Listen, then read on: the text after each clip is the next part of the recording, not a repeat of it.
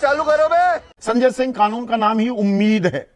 उम्मीद की किरण जगी क्योंकि आप कह रहे थे ये सरकार ने अपनी तानाशाही हम पर थोप दी है और क्या बात कर रहे हैं? ये दिखावा कर रहे हैं, ये दरअसल मुसलमानों को दबाना चाहते हैं। सुप्रीम कोर्ट तो नाइट एंड शाइनिंग आर्मर की तरह आपके बचाव में आता दिख रहा है या नहीं? दोस्तों, आज के डिबेट में संजय सिंह सुप्रीम कोर्ट पर बहुत ज़्यादा खुश थे।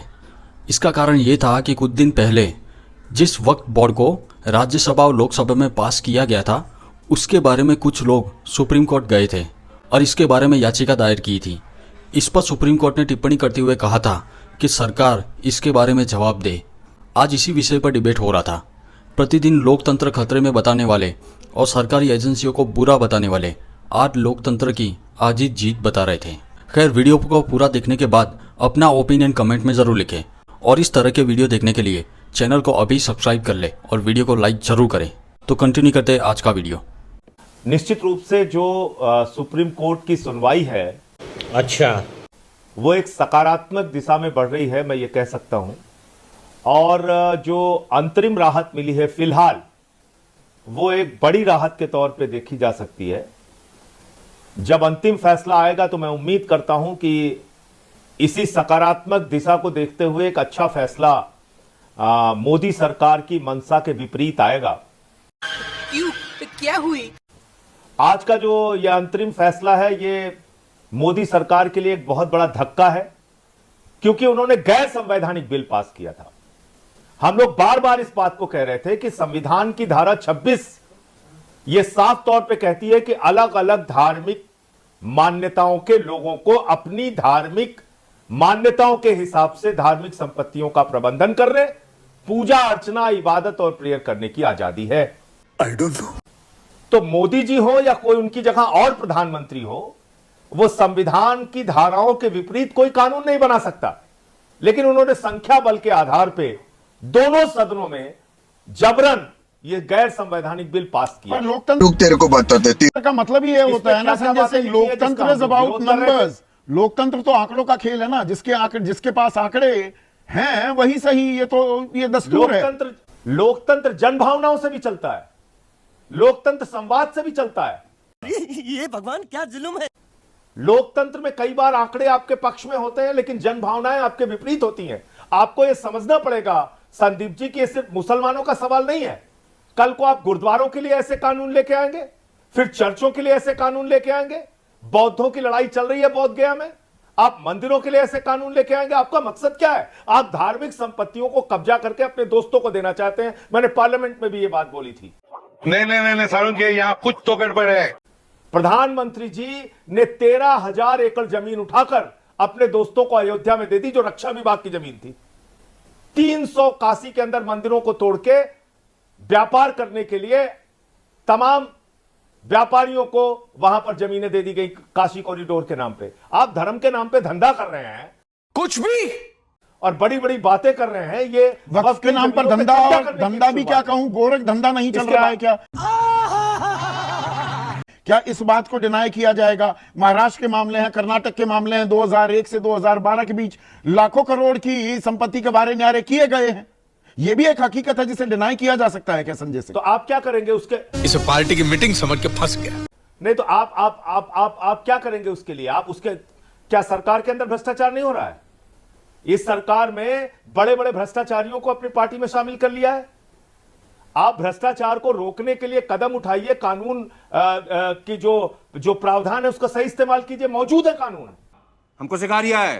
ऐसा नहीं है कि आज वक्त की संस्थाएं स्वतंत्र है कोई भी भ्रष्टाचार करने के लिए। जितने कानून मौजूदा हैं उसमें ही उनके खिलाफ कार्रवाई करने के प्रावधान है। बहुत सारे फैसले सुप्रीम कोर्ट, हाई कोर्ट के वफ के खिलाफ भी आए हैं। ये जो बात कही जाती है कि ये तो पर सरकार दावा करती है। सॉलिसिटर जनरल तुषार मेहता ने भी एक हफ्ते का वक्त ये कहते हुए मांगा कि हमने लाखों लोगं से राय शुमारी की है, गांव-गांव गए, हमने लोगों से बातचीत की है, वार्तालाप के आधार पर ये कानून लाया गया है। वो तो झूठ बोलते हैं संदीप जी। मैं तो जेपीसी का मेंबर था।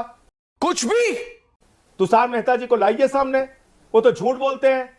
कितने ईमेल इनके खिलाफ आए, कितने पत्र इनके खिलाफ आए, कितने रिप्रेजेंटेशन इनके खिलाफ आए, लाइए ना सारे तथ्य सामने।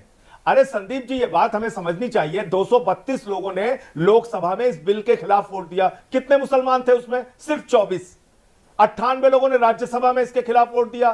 कितने मुसलमान थे उसमें? सिर्फ चंद मुसलमान, बाकी हिंदू थे, सिख थे, ईसाई थे। यही हालत लोकसभा में है। आज सुप्रीम कोर्ट में याचिकाकर्ता कौन है? हिंदू है।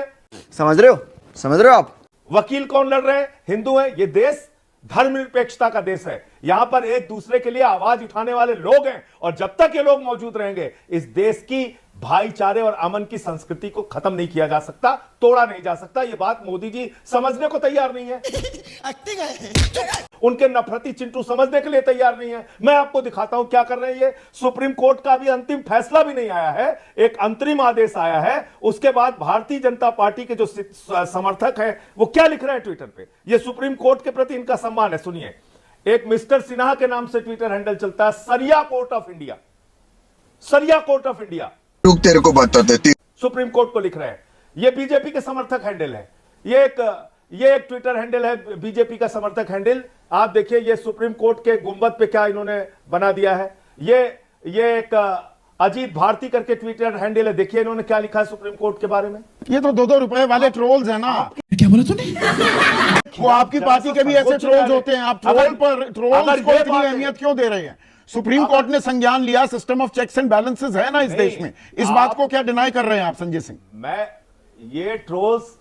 ये ट्रोल्स भारतीय जनता पार्टी के द्वारा पोषित ट्रोल हैं।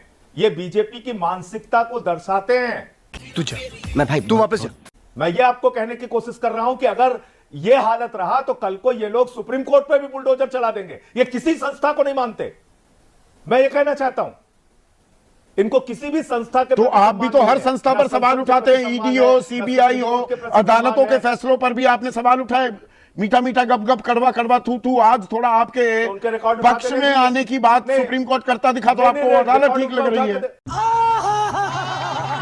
उनके रिकॉर्ड उठा के देखिए ना। ईडी का रिकॉर्ड उठा के देखिए, कन्विक्शन रेट उनका उठा के देखिए। 5000 लोगों में 23 लोगों को कन्विक्ट करा पाए अब तक।